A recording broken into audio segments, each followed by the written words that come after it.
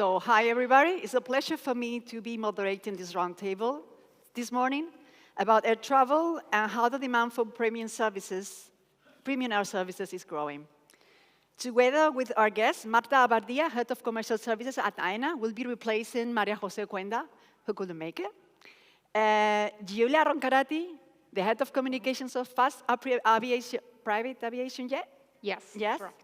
And Gema Ferrero, Managing Director at NextNorth and Bluenest. We will discuss about trends in this sector. So let us start. First, I would like to introduce the participants of this roundtable. Marta Abardia is the Head of Commercial Services at AENA, the world's largest airport operator by number of passengers. It manages 46 airports and 2 heliports in Spain, and nearly 35 gateways in the UK and the Americas. Marta, I would like you to tell us about the premium services that AENA is working on, and why are you betting on this segment? Okay, good morning, everyone. And thank you for giving me the opportunity to talk about AENA airports. And well, let me start saying that COVID has changed everything. COVID has changed the world, and also the consumer behavior too. Passengers know what they want. They are well prepared, they are digitally advanced, and they are really worried in the experience. It's not having things anymore. It's enjoying the experience in our airports. So we are really focused on that. We are working really hard to cluster them, to know the needs that they have. And because of that, we are strongly committed working in the services, and especially in the VIP and premium ones. Private aviation is linked to luxury travel. Our next guest is Giulia Roncarati, Head of Communications of FAST Private Jet, an aviation company that offers tailor-made trips to luxury, business, and leisure travelers alike. Apart from chartering aircraft, it offers a wide range of services for the customers. Giulia, it seems like private aviation is booming since pandemic. Why, and what kind of services does your company offer them? Yeah, thank you, Consuelo, and it's a pleasure for us, for me, for FAST Private Jet to be on this stage today at Forward. And yes, as you said, private aviation, the business, the industry actually experienced a big boom since the pandemic broke out. However, I will tell you the reasons for this a bit later today. The company, however, was born way before the pandemic broke out. The company was actually founded in 2018 by Mauro De Rosa, who is our CEO and former co-founder of Globair, so a worldwide known company today.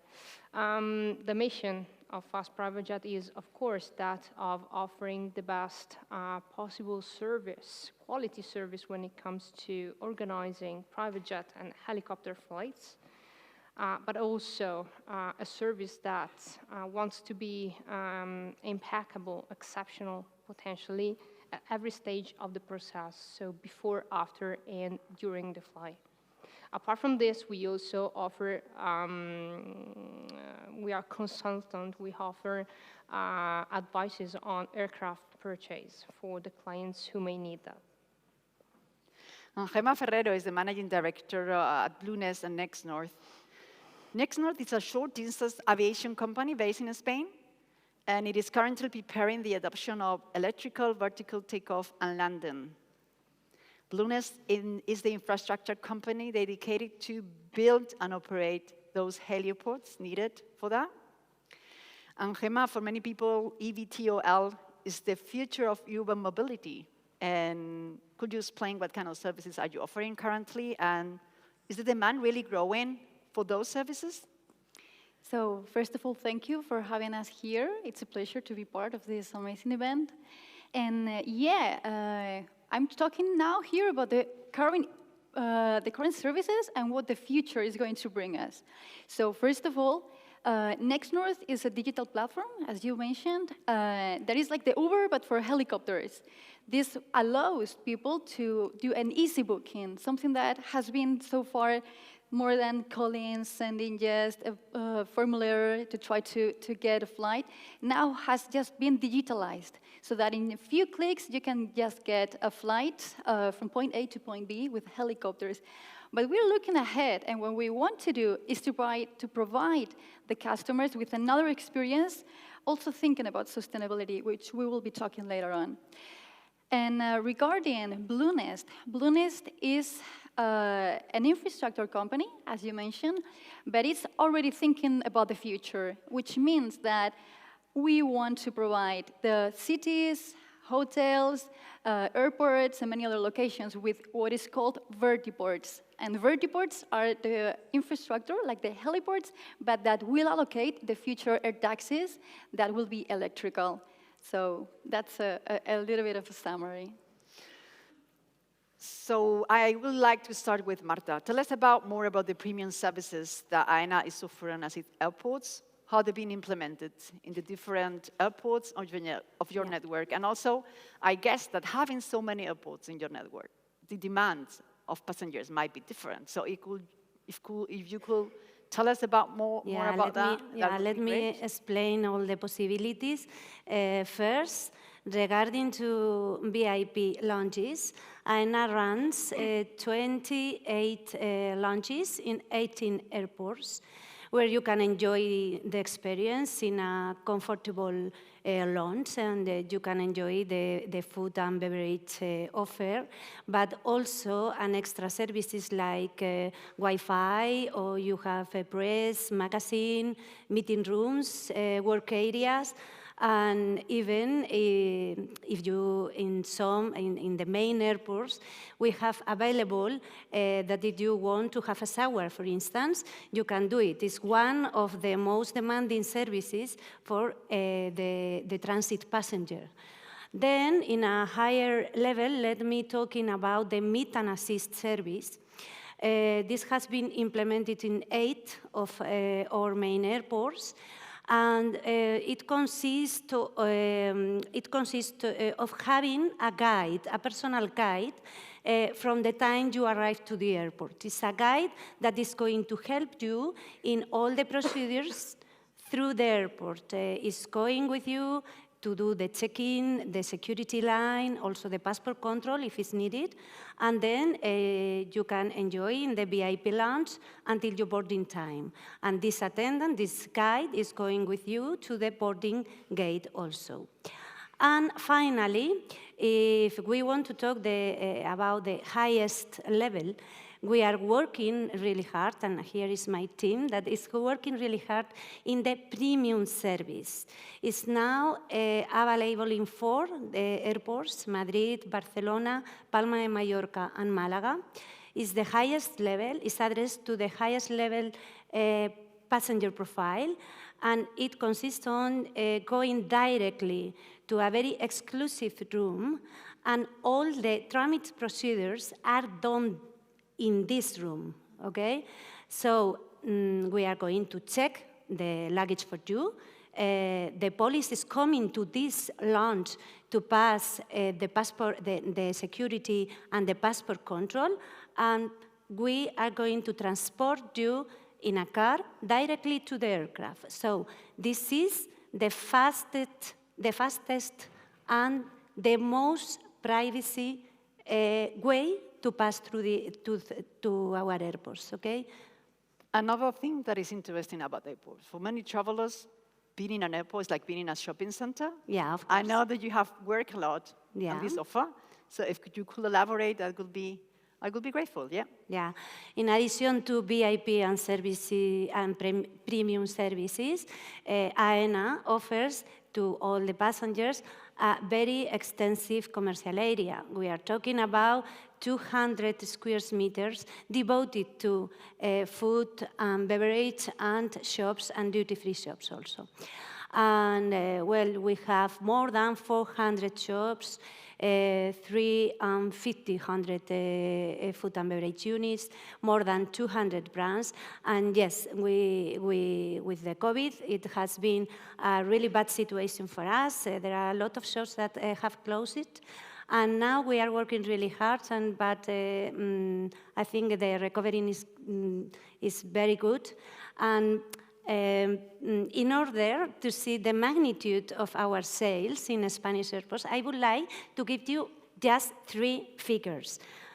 4.7 million of hamburgers, or 27 millions of coffees, or 5 millions of perfumes were sold in our Spanish airports in 2019. So you can imagine our commercial experience. No? And let me please, to sum up, that I would like to say that we are working really hard now in the 2 main company projects in the commercial area. First, we are renovating all the food and beverage units in Madrid airport. We are talking about 55 units.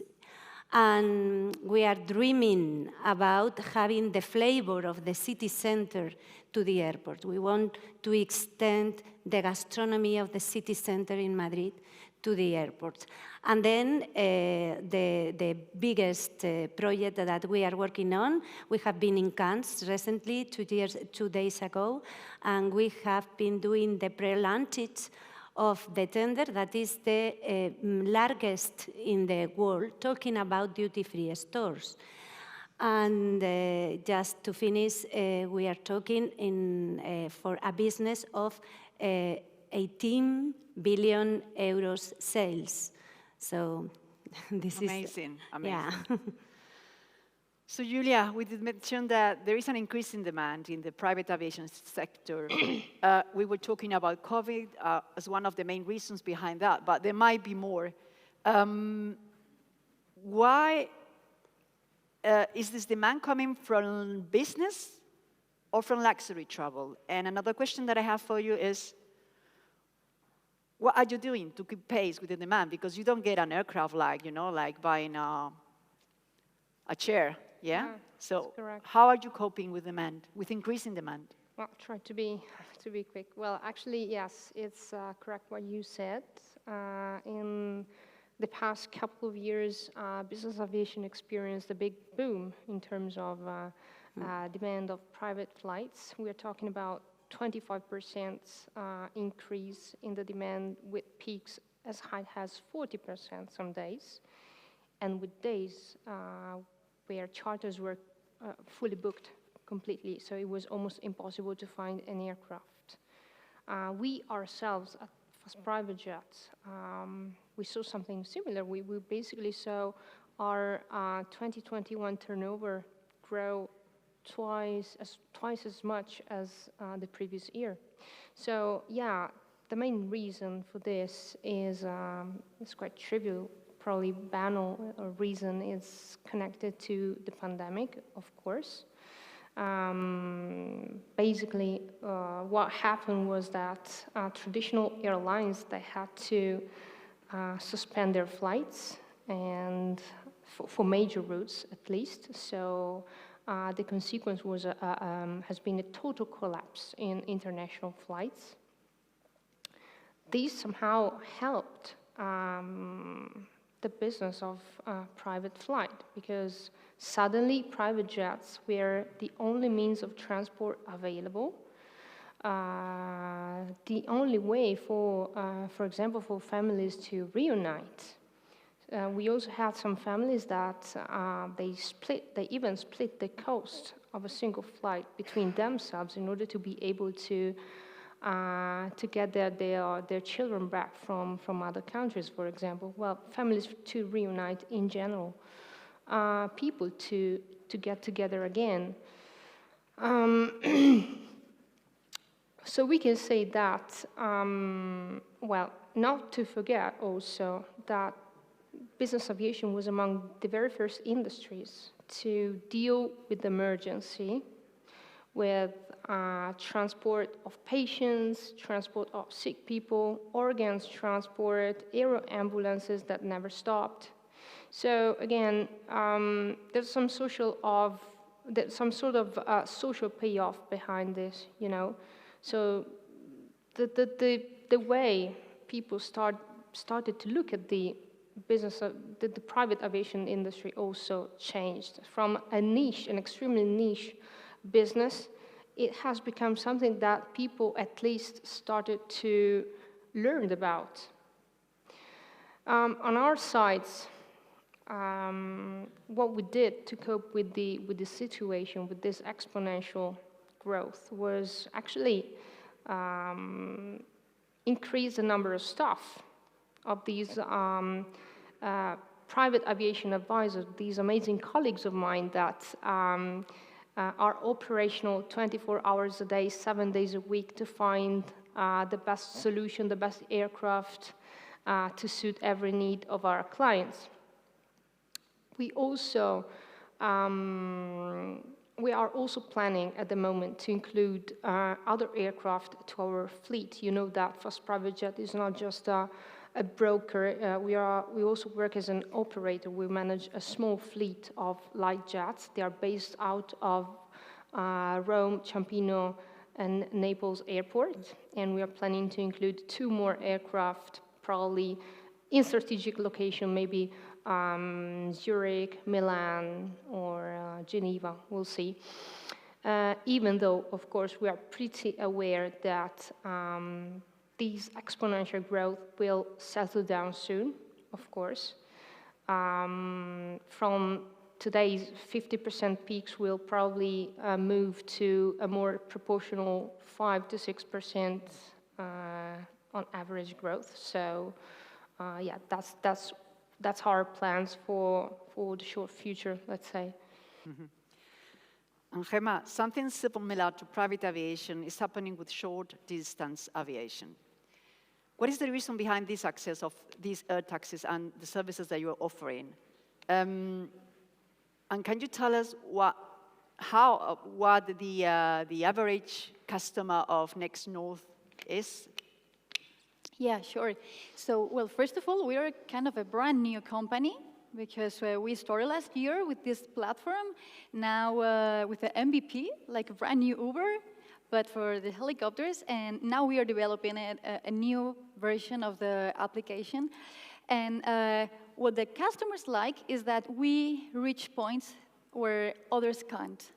Meaning that if you want to fly, for example, from Ibiza, the northern Ibiza, to the northern Mallorca, Balearic Islands, you can't. You can't take a plane. There's no runway.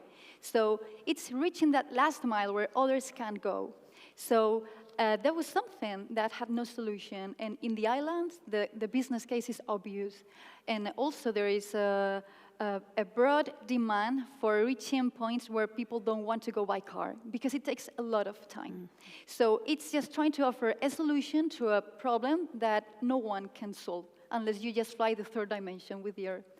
So the type of demand we have are customers that are using the private jets, and they just take a long flight from point A to point B, but when they land, they just want to do the last mile, let's call it that way. But also, we have another types of customers that have never flown before. They just would love to fly in a helicopter, but they can't afford a private flight. So what we offer to them is just like having like by the seats.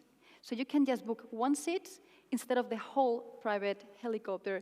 And that is something that allows more people to be using these services. Obviously, it's more complex, operationally talking, because we need to make sure that we try to fill all the seats.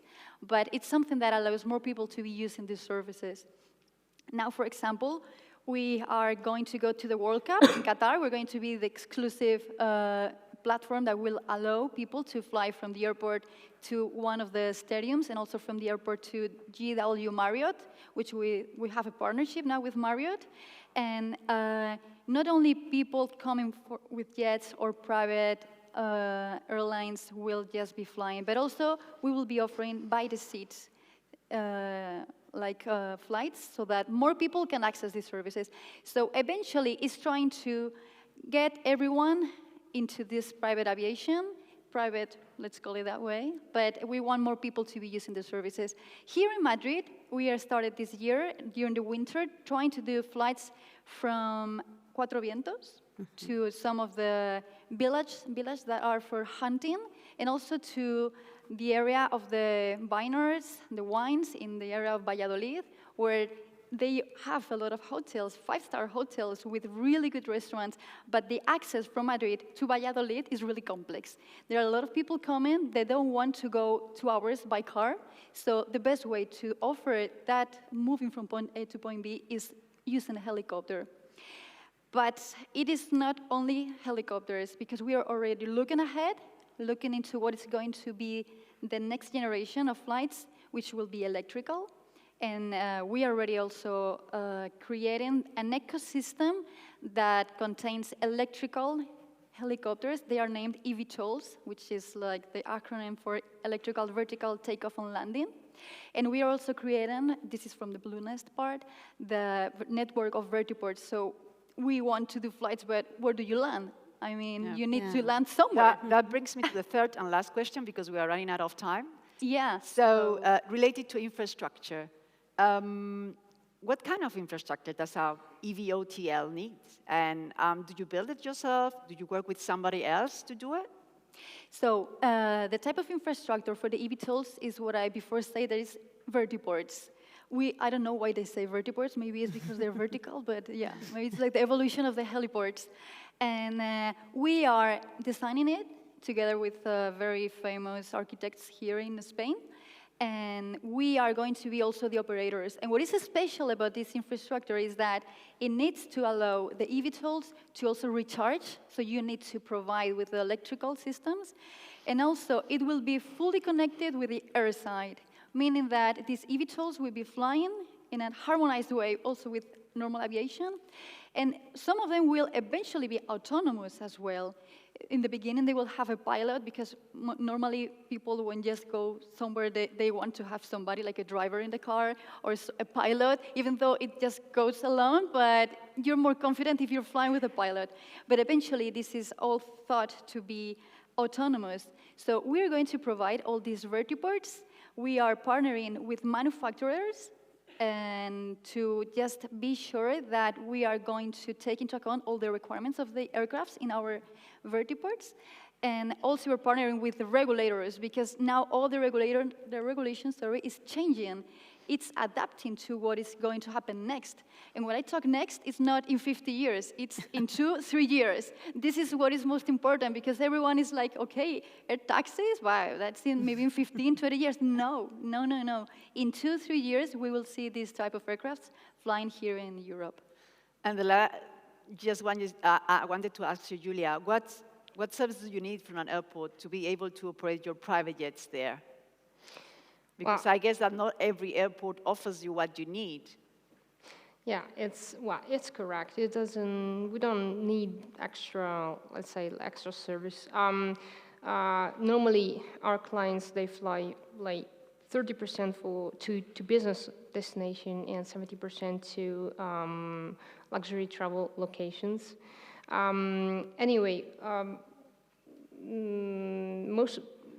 For every sort of aircraft, what we need from an airport is, of course, runways, infrastructure, of course, it's handling services and fuel pumps, and we definitely need an expansion on this side throughout all Europe, because today the infrastructure in Europe, for us at least, is quite weak for the business sector, for the business aviation sector.